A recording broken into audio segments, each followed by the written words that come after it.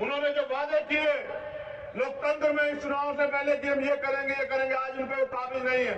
मैं यहाँ की सरकार को भी कह रहा हूं कि वो अपने अंदर बदलाव करें।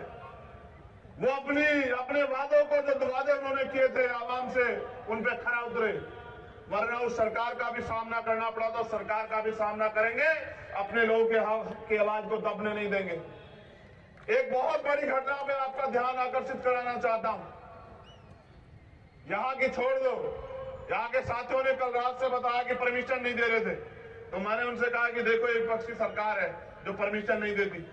यहां जो बैनर पोस्टर लगाए गए थे उनको फाड़ दिया गया, तो हमने कहा कि उनको बैनर फाड़ने दो, हम उनके घमंड जो है वो फाड़ देंगे, जो घमंड अपने दिल में रखे हैं।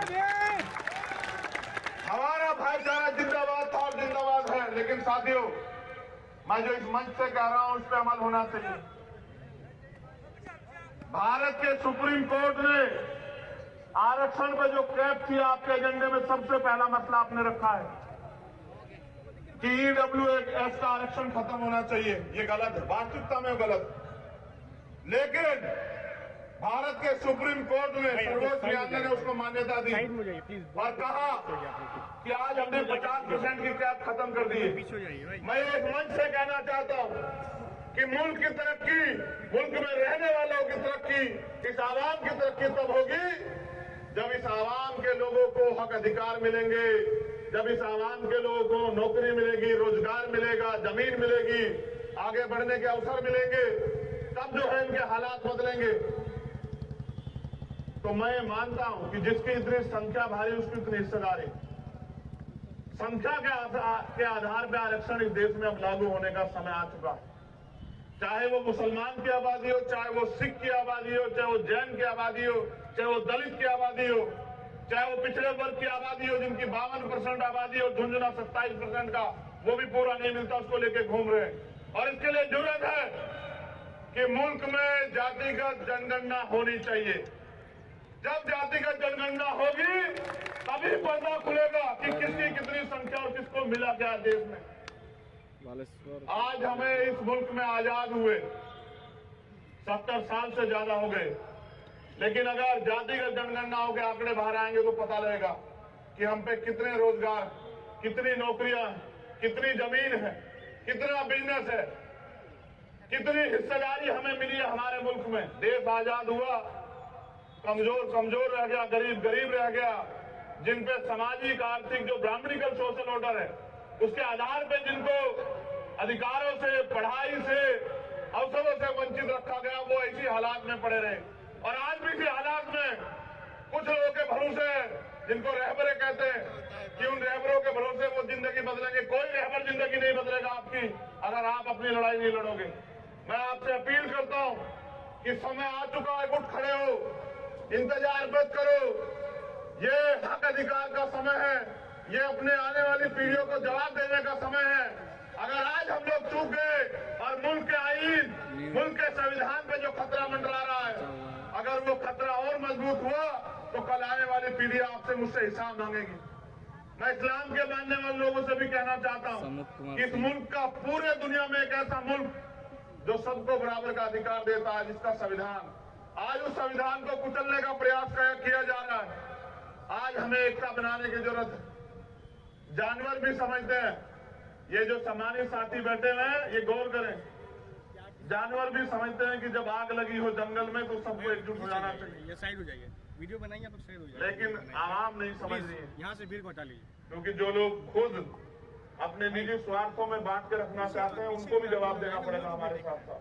अंग्रेजों के खिलाफ लड़े जैसे इनके खिलाफ भी लड़ेंगे और इनको भी जवाब देंगे, क्योंकि हमें आज हमसे उम्मीदें की जाती हैं, उन उम्मीदों पे खरे उतरना। और मैं सरकार से मांग करता हूं, यहां IB इंटेलिजेंस के लोग होंगे, LIU के लोग होंगे, पुलिस के लोग होंगे, कहना वजीर आजम से, वजीर आजम ही हुए ना,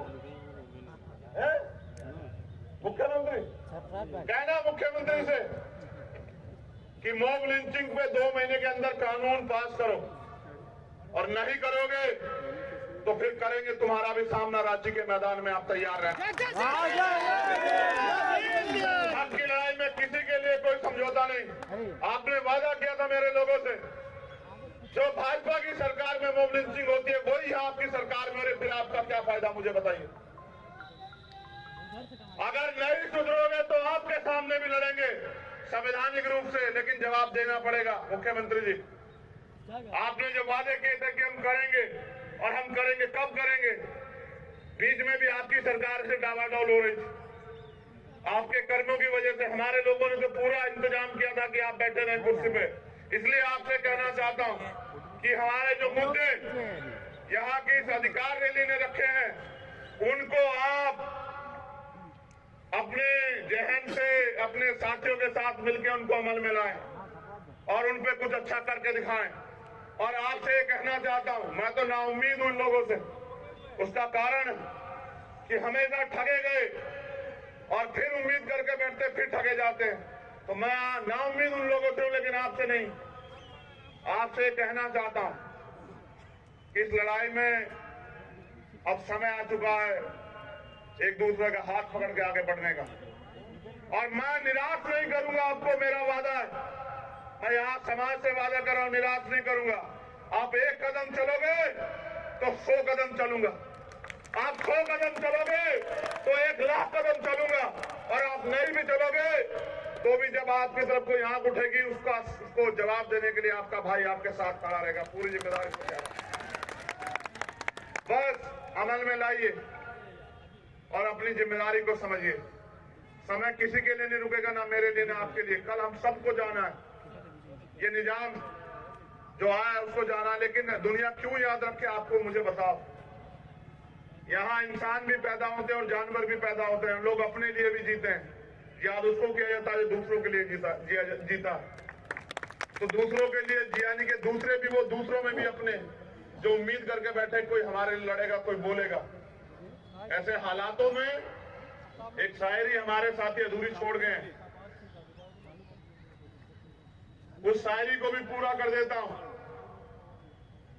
कि ये सूरज चांद सितारे मेरे साथ में रहे, ये सूरज चांद सितारे मेरे साथ में रहे, जब तक आपके हाथ मेरे हाथ में रहे। और खाक से टूटकर गिर जाए वो पत्ते नहीं है हम, आंधियों से क्या दो औकात में रहे। ये अभी मेरी गाड़ी पे 2 दिन पहले एक जगह हमला किया गया, उनको लगता है डर जाऊंगा। याद कर रखना कि डर जाऊंगा तो मर जाऊंगा। आजाद जिया हूं, आजाद मरूंगा। ये मुल्क मेरा है और इस मुल्क की तरक्की के लिए, इस मुल्क में रहने वाले अपने लोगों के लिए अगर कोई कीमत चुकानी पड़ी तो तैयार हूं। बहुत बहुत शुक्रिया। जय भीम, जय जोहार, अस्सलाम वालेकुम, सत श्री अकाल, नमस्कार।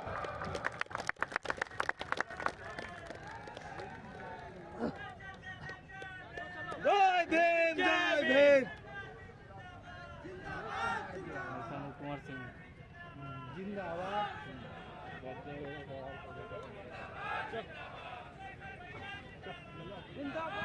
वापिस आओ, वापिस। देखो जब तक नहीं जाऊंगा, मेरी फ्लाइट ही तो छूटेगी जब तक आप लोग अपनी कुर्सियों पे नहीं आओगे। जो वादा खिलाफी होगी फिर मोहब्बत टूट जाएगी। वापिस आइए, आज यही मोहब्बत है, यही दिखानी है। आप सब लोग वापिस आइए, वापिस अपनी जगह पे।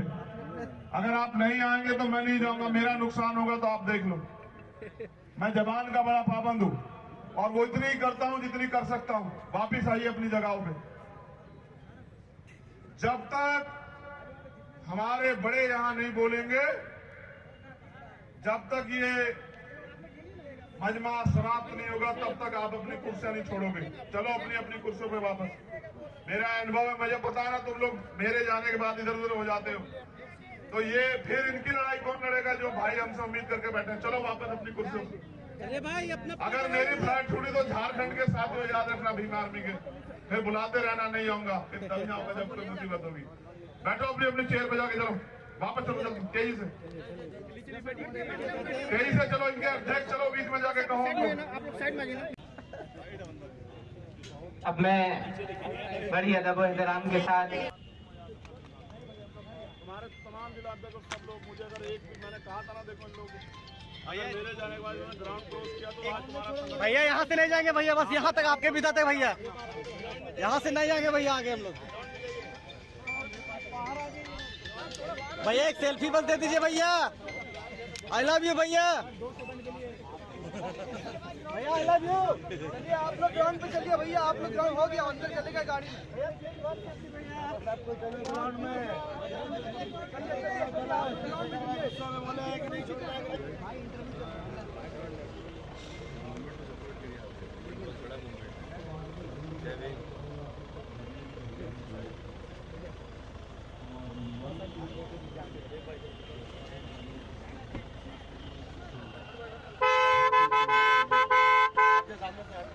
अजय